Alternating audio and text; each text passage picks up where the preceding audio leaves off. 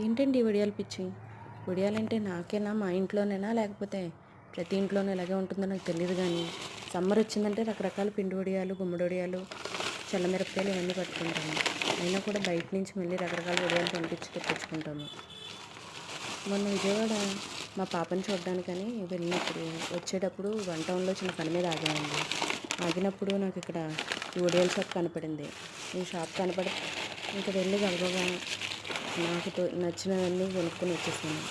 చూడండి, ఇందులో గొట్టాలు, బ్యాట్లు, కరిపెండ్ల వడియాలు, ఏబిసిడీలు, సగ్గుబియ్యంతో చేసిన వడియాలు, రకరకాలు.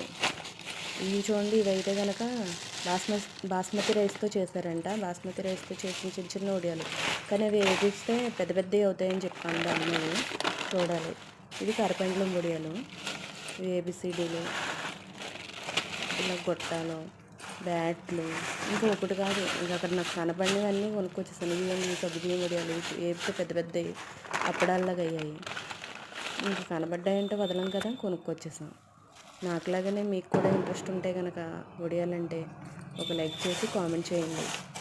అక్కడే నాకు అక్కడ ఈ సేమియాలు కూడా కనపడ్డాయి. ఈ సేమియాలు కూడా తీసుకుని, ఇవి పాలు వేసుకుని తింటే కొంచెం పంచదార వేసుకుని చాలా బాగుంటాయండి ఈ సేమియాలు.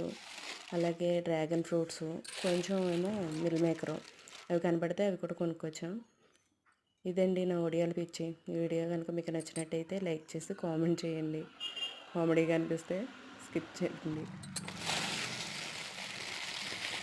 Thank you for watching. ఇంతసేపు భరించినందుకు.